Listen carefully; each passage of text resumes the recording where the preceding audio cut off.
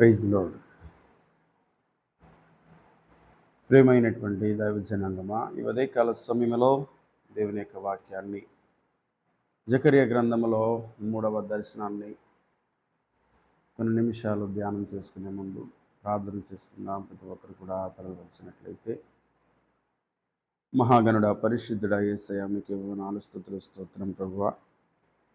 తండ్రి, ఈ ఉదయకాల సమయంలో నా ప్రభువా వాక్యం మీరు ధ్యానం చేయబోతుండగా మీరే మీ బిడ్డలతో ఆత్మీయమైనటువంటి మాటలు నా ప్రభువా, మర్మంతో కూడినటువంటి మాటలు నా ప్రభువా, నా తండ్రి మీరే తెలియపరచమని ప్రార్థన చేస్తున్నాను. ఈ సమయంలో నా తండ్రి ఒక్కొక్క మాటను మేము ధ్యానం చేస్తుండగా అయా నా ప్రభావాల నాడు దాని జకర్యాతో ఏదైతే మీరు మాట్లాడి నా ప్రభా గ్రంథస్థం చేయబడినటువంటి మాటలు ఏవైతే ఉన్నవో నా ప్రభావి నా మేము ధ్యానం చేయడానికి అయా నా ప్రభు నా తండ్రి దానిని బట్టి నా మేము కను ఆత్మీయంగా బలపడడానికి మీ కృపా కనికరం చూపించమని ప్రార్థన చేస్తున్నాను. మీరే సహాయం చేయండి. మీ కృప నా ప్రభు నా తండ్రి పిల్లలకు తోడుగా ఉంచి నిరంతరము అయా సదాకాలం స్థిరపరచమని యేసుక్రీస్తునామములో అడుగుచున్నాము తండ్రి. ఆమేన్. ప్రియమైనటువంటి దైవ జనాంగమా, గత కొన్ని రోజుల క్రితము జకరియా మొదటి దర్శనాన్ని, తర్వాత జకరియా 2వ దర్శనాన్ని మనం ధ్యానం చేసుకుందాం.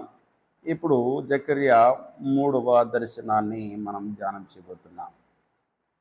ఈ జకర్యాకు వచ్చినటువంటి 3వ దర్శనంలో సర్వశక్తిమంతుడైనటువంటి సైన్యములకు అధిపత్యకు యెహోవా సెలవిచ్చినటువంటి మాటను మనము క్షుణ్ణంగా పరిశీలన చేయడానికి మనం అందరూ సిద్ధపడదాం.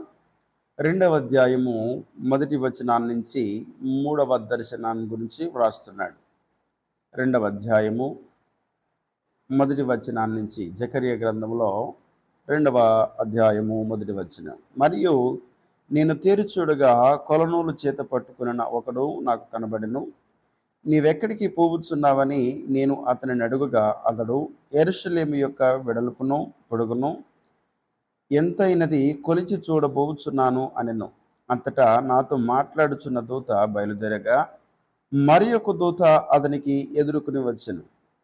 2వ దూత పరిగెత్తిపోయి యెరూషలేములో మనుషులను పశువులను విస్తారమైనందున అది ప్రాకారము లేని మైదానముగా ఉండనని ఈ యవనస్తునికి తెలియజేయమని మొదటి దూతకు ఆజ్ఞ ఇచ్చాను. నేను దాని చుట్టూ అగ్ని ప్రాకారముగా ఉండును, నేను దాని మధ్యన నివాసినై మహిమకు కారణముగా ఉండును, ఇదే యెహోవా వాక్కు అని ఈ 3వ దర్శనములో జకర్యాతో అక్కడ ఉన్నటువంటి దూత మాట్లాడుతుంది దర్శనం రూపంలో. మొట్టమొదటిగా మొదటి దర్శనములో గొంజి చెట్ల మధ్య నిలబడినటువంటి దూత, ఆ దూత వెనకాల చారలు కలిగినటువంటి గుర్రలు, చుక్కలు కలిగినటువంటి గుర్రలు, వాటి మీద దూతలు నిలబడి ఉండుట నేను చూచి తిని అని మొదటి దర్శనంలో జకరియా వివరించాడు. దాని యొక్క ప్రణాళిక అంతటి కూడా మనం పరిశీలన చేశాం. లోకము చాలా నెమ్మదిగా ఉంది, ఇజ్రాయిల్ జనాంగం మాత్రమే ఈ విధంగా ఉన్నారని ఒకవేళ మీరు ఆలోచన చేస్తున్నారేమో. కానీ తండ్రి అయినటువంటి ప్రణాళిక, దేవుని యొక్క ప్రణాళిక ఈ విధంగా ఉంది అని మొదటి దర్శనంలో ఆయన మీ మీద కనికరం చూపించబోతున్నాడు, అనుదిన వాత్సల్యత చూపించబోతున్నాడని ఆ మొదటి దర్శనంలో మనందరూ కూడా వివరించుకున్నాం. ఇక్కడ మరియు 2వ దర్శనంలో ఏమని రాయబడి ఉంది? 4 కొమ్ములు, 4 కంసాల గురించి మనం వివరించుకున్నాం. అంటే ఇజ్రాయెల్ ప్రజలను ఇబ్బంది పెట్టినటువంటి ఆ 4 రాజులు, 4 ప్రవక్తలు, తండ్రి అయినటువంటి దేవుని చేత ఏర్పరచబడినటువంటి వారు 4 ప్రవక్తల గురించి మనం ధ్యానం చేసుకున్నాం. ఇక్కడ 3వ దర్శనములో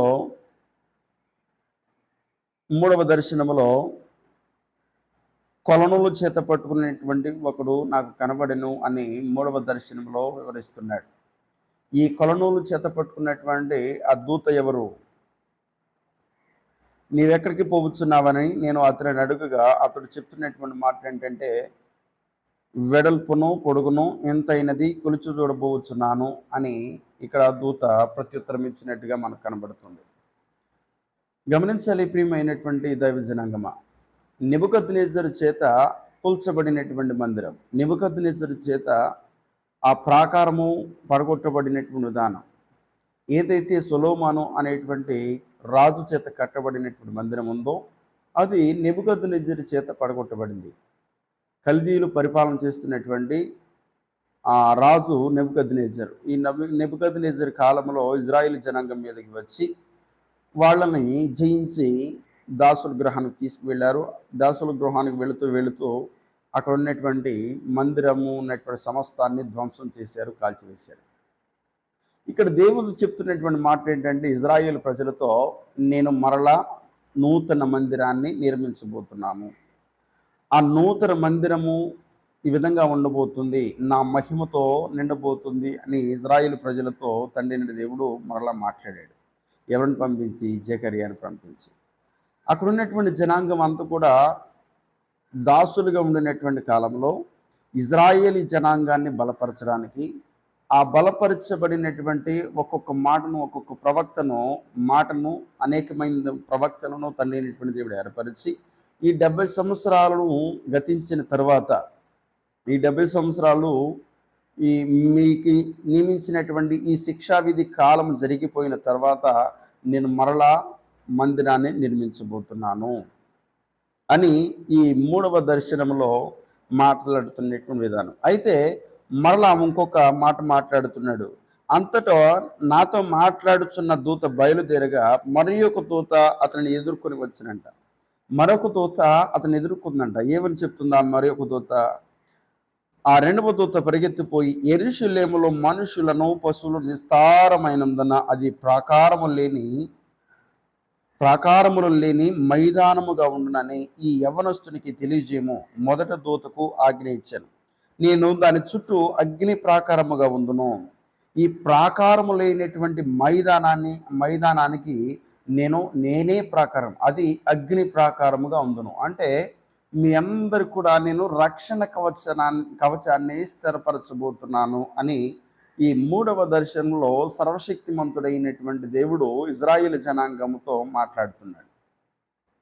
మీరు ఏదైతే మందిరము పడగొట్టబడింది అని మీరు అనుకుంటున్నారో, ఏదైతే ఈ నెబుకద్నెజరు చేత పడగొట్టబడినటువంటి విధానం ఏదైతే ఉందని మీరు అనుకుంటున్నారో, నేను దానిని మరలా నిర్మించబోతున్నాను. హగ్గయి గ్రంథంలో రాయబడినటువంటి విధానం కూడా అదే. మీరు గత వైభోగాన్ని, గతంలో ఉన్నటువంటి సొలొమోను కట్టినటువంటి మందిరాన్ని చూశారు, ఇప్పుడు కట్టుచున్నటువంటి ఈ మందిరాన్ని చూస్తున్నారు. కానీ ఈ రెండింటికి ఎక్కడ కూడా పోల్చదగినటువంటి విధానం కూడా లేదు. సొలొమోను కట్టినటువంటి మందిరం చాలా గొప్పదిగా ఉంది, సుందరమైనటువంటి మందిరంగా కట్టబడింది. కానీ ఇప్పుడు మీరు కట్టుచున్నటువంటి ఈ మందిరం ఈ రెండింటికి కూడా ఎక్కడ కూడా పొంతన లేదు. కానీ ఈ మందిరము సొలొమోను కట్టినటువంటి మందిరము కంటే మహిమకు కారణము అయ్యే విధముగా నా మహిమను ఇక్కను నేను ఉంచబోతున్నానని హగ్గయి గ్రంథంలో రాయబడి ఉంటుంది. అయితే ఇక్కడ మాట్లాడుతున్న 7వ వాక్యంలో, బబులోను దేశంలో నివాసియగు సియోను, అచ్చట నుండి తప్పించుకొని పొమ్ము, ఇదే యెహోవాకు సైన్యములకు అధిపతియగు యెహోవా సెలవిచ్చినదేమనగా, మిమ్మును ముట్టినవాడు తన కనుగుడ్డును ముట్టినవాడని ఎంచి తనకు ఘనత తెచ్చుకునదలిచి మిమ్మల్ని దోచుకునిన అన్యజనుడి యొద్దకు ఆయన నన్ను పంపినాడు. నేను నా చేతిని వారి మీద ఆడించగా వారు తమ దాసులకు దోపుడు సొమ్మగుదురు. తమ దాసులకు అంటే ఎవరు? ఇజ్రాయేలీ యొక్క జనాంగానికి వాళ్ళు ఏమవుతారంటే ఇప్పుడు దోపుడు సొమ్ముగా మార్చబడుతున్నారు. దాసులుగా వెళ్ళినటువంటి వీళ్ళకి మరలా వాళ్ళకి శిక్ష వచ్చే విధముగా. అందుకని మొదటి యొక్క దర్శనంలో రాయబడినటువంటి మాట ఏమని రాయబడి ఉంది?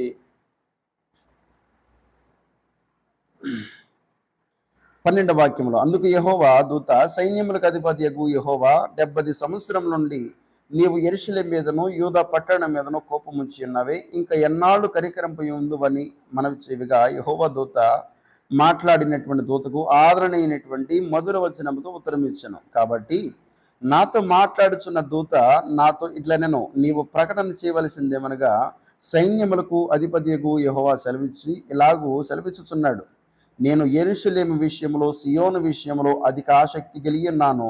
నిమ్మలుగా ఉన్న అన్యజనుల మీద నేను బహుగా కోపించుచున్నాను. ఈ నిమ్మలుగా ఉండినటువంటి ఈ అన్యజనుల మీద నేను బహుగా కోపించుచున్నాను. అందుకనే ఈ ప్రాకారము లేనటువంటి మైదానం అనేటువంటి విధానము, పశువులు మనుషులు అందరూ కూడా విస్తారం అవుతున్నారు, కానీ నేనే ప్రాకారం అవుతాను, నేనే ఒక అగ్నిగా కవచాన్ని అవుతాను అని ఇక్కడ ఇజ్రాయిల్ ప్రజలతో దండినటి దేవుడు ఆజ్ఞిస్తున్నాడు, బయలుపరుస్తున్నాడు, మాట ఇస్తున్నాడు, వాగ్దానాన్ని సిద్ధపరుస్తున్నాడు. మనం గమనించాలి, ఈ 3 దర్శనాలను కూడా మనం ఆలోచన చేసినట్లయితే మొట్టమొదటిగా ఇజ్రాయిల్కు ఉన్నటువంటి ఆ భయాందోళన నుంచి మొట్టమొదటి యొక్క దర్శనంలో వివరించి చెప్పినటువంటి విధానం, మీరు భయపడవద్దు, నా హస్తం మీకు తోడుగా ఉంది. రెండవ దర్శనంలో ఏమని రాయబడి ఉంది, మిమ్మును ఎవరైతే హింసించారో వాళ్ళని పడగొట్టి మరలా వాళ్ళని నేను కట్టబోతున్నాను అని ఇక్కడ 4 కంసాలు అనేటువంటి విధానాన్ని కూడా నియమించాడు. అంటే మీరు ఏ స్థితిలో ఉన్నను, ఇటువంటి విధానానికి మీరులో ఉన్నను, నేను సమస్తమైనటువంటి కార్యముల్లో నా చిత్తానుసారం జరిగించుతున్నటువంటి వాడును నేనే అని సర్వశక్తిమంతుడైనటువంటి సైన్యములకు అధిపతియగు యెహోవా సెలవిస్తున్నటువంటి మాట. ఇక్కడ మీకు ఏదైతే లేదు, మందిరము లేదు అని మీరు అనుకుంటున్నారో, ఈ విధంగా ధ్వంసం అయిపోయింది కదా, ఈ విధంగా కాల్చివేయబడింది కదా అని ఒకవేళ మీరు ఆలోచన చేస్తున్నారేమో, నేను మరలా నిర్మించబోతున్నాను, నిన్ను మరలా కట్టబోతున్నాను, అది నా మహిమకు కారణమయ్యే విధముగా, నా గొప్పదైనటువంటి మహిమను నేను అక్కడ సియోనులో ఉంచబోతున్నాను అని ఈ 3వ దర్శనంలో సర్వశక్తిమంతుడు అయినటువంటి దేవుడు మాట్లాడుతున్నాడు. 10వ వచనము, 2వ అధ్యాయం 10వ వచనంలో, సియోను నివాసులారా, నేను వచ్చి మీ మధ్య నివాసము చేతును, సంతోషముగా నుండి పాటలు పాడుడి, ఇదే యెహోవాకు. ఆ దినమున అన్యజనులు అనేకులు యెహోవాను హత్తుకొని నాకు జనులగుదురు, నేను మీ మధ్య నివాసము చేతును, అప్పుడు యెహోవా నన్ను మీ యొద్దకు పంపి ఉన్నాడని మీరు తెలుసుకుందురు అని జకరియా మాట్లాడుతున్నాడు. మరియు తనకు స్వాస్యమని యెహోవా ప్రతిష్టమైనటువంటి దేశంలో యూదా వారిని స్వతంత్రించుకొనును, యెరూషలేమును ఆయన ఇకను కోరుకొనును. సకల జనులారా, యెహోవా తన పరిశుద్ధమైన నివాసం విడిచి వచ్చుచున్నాడు, ఆయన సన్నిధిని మౌనులయ్యుండుడి.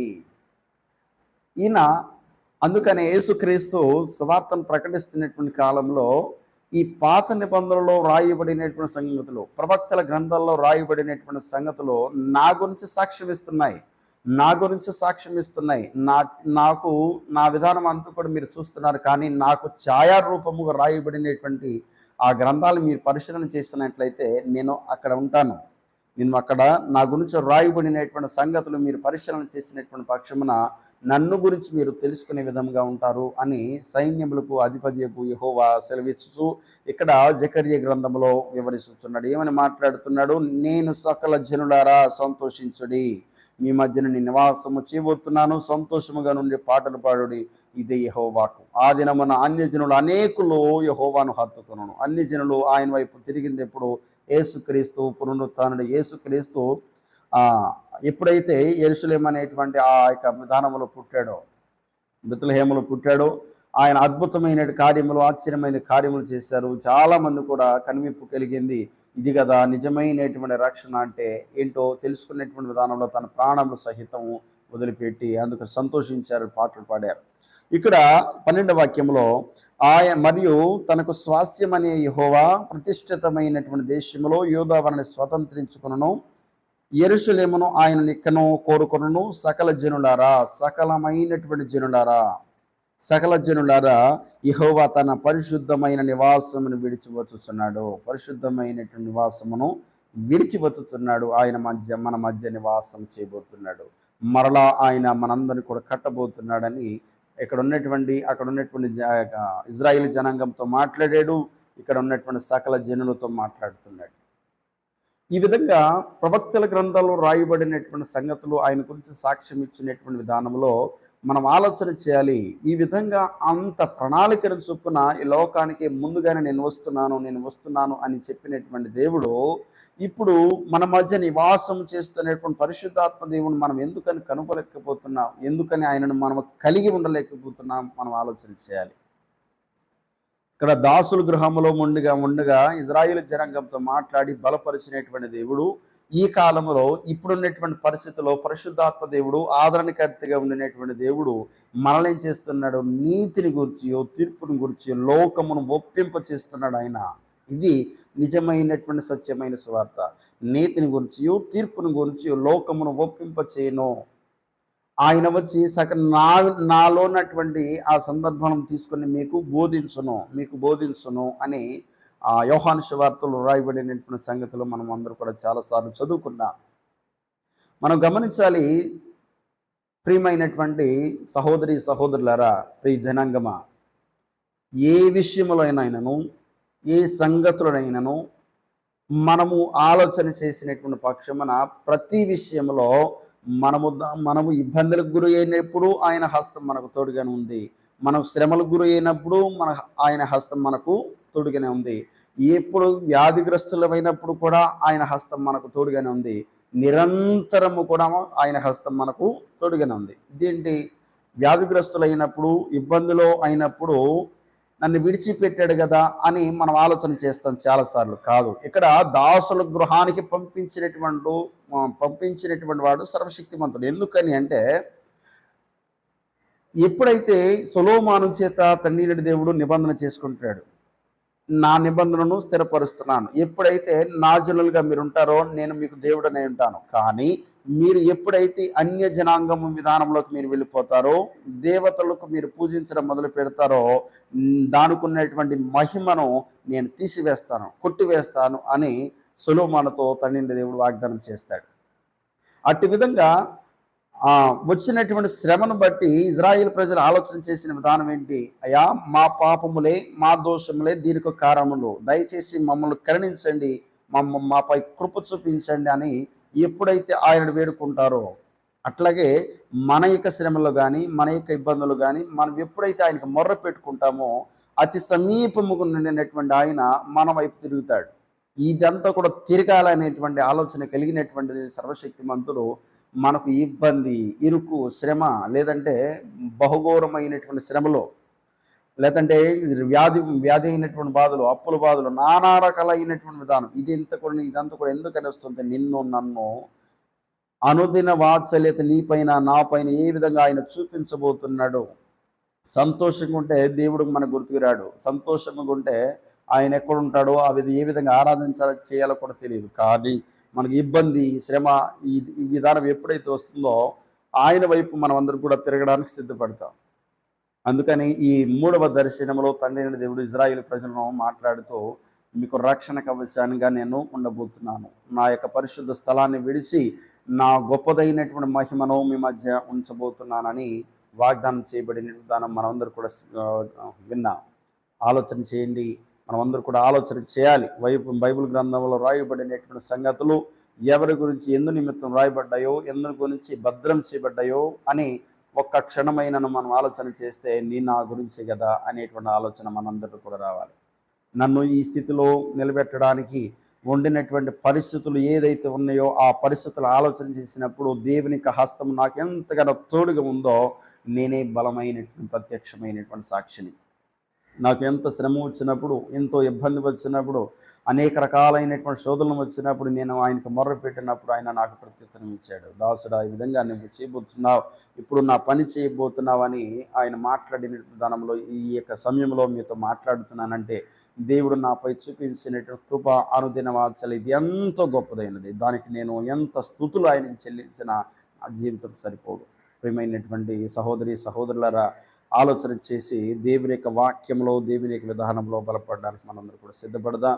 దేవుని యొక్క మాటకు లోబడి దేవుని యొక్క చిత్తమును బట్టి మనం నడిచినటువంటి పక్షమున నిత్యము నెమ్మది అయినటువంటి దాన్ని నీకు నాకు మనందరూ కూడా దొరుకుతుంది. కాబట్టి ప్రతి ఒక్కరు కూడా సిద్ధపడి మన హృదయమును సిద్ధం చేసుకుని ఆయన వైపు తిరిగినటువంటి పక్షమున ఆయన మన వైపు తిరిగి సమస్తమైనటువంటి కార్యములు ఆయన జరిగిస్తాడు. కనుక ప్రతి ఒక్కరు కూడా సిద్ధపడదా. ఈ మాటలు ముగిస్తున్నాను.